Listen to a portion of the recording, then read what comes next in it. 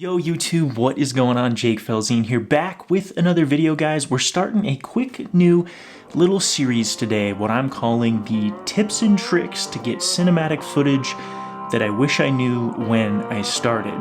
And today we are talking about one of my favorites. I think it's called exposing for the highlights, but let's just get right on into it.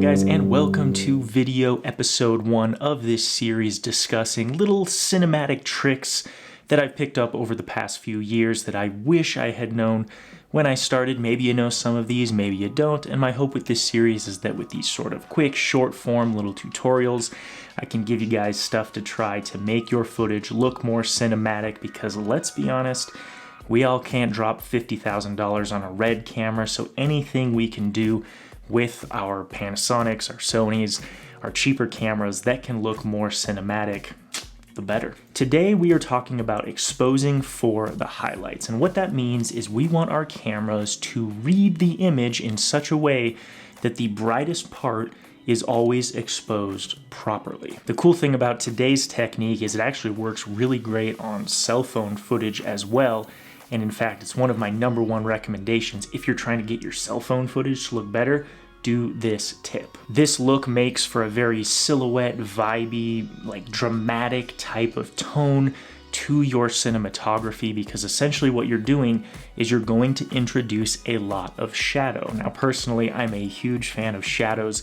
In my opinion, I think the more shadows, the better, because it just makes it feel more mysterious.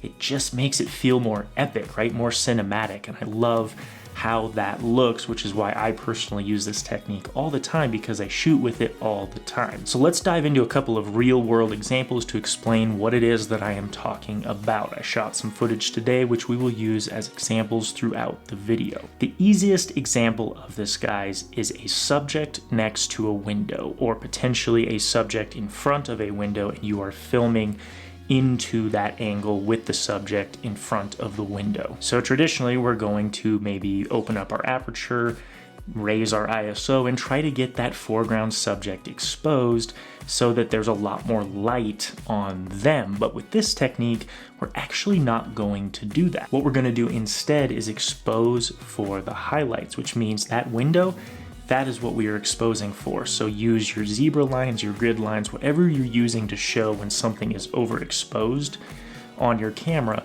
and make sure that that window behind your subject is not overexposed. Now, what this is gonna do is gonna bring a lot of shadow. It's gonna make it very moody. You're probably going to get a silhouette, but you're also gonna have little leaks of light coming from the window that are exposed properly, and it makes for a very Christopher Nolan dramatic kind of feel. Guys, I love this look. Okay, so now we know what the look is that we're looking for. Let's go over a couple of ways to handle this look. Like I mentioned, if you have it in your camera or on your phone in an app of some kind, look for zebra lines as a tool to help show you what is overexposed. On a window shot, you're gonna have zebra lines. Just crank down that aperture, or use an ND filter, or turn down the ISO values until those zebra lines have gone away in the window itself, and then you'll get this look. If you're shooting on your phone, the easiest way is to just tap on the window. For iPhones and like my Pixel, it's going to expose for the window and then create this sort of shadowy look, and it just looks really cool. Another great tool that you can utilize is in your camera. A lot of cameras, I know my A7 III has it, you can actually set your metering mode to look for highlights, and then when you're looking at your exposure, you just want to make sure that the highlights in your image are exposed to 0, and that's gonna generally be a really good reference guide to get this look that I'm talking about. But guys, that pretty much wraps it up for this video. Again, just a lot of short form little tips and tricks in this series. Hope you guys liked it. If you did, feel free to leave me a like, maybe consider subscribing. And if you had any questions, if anything didn't make sense, leave it down in the comments below.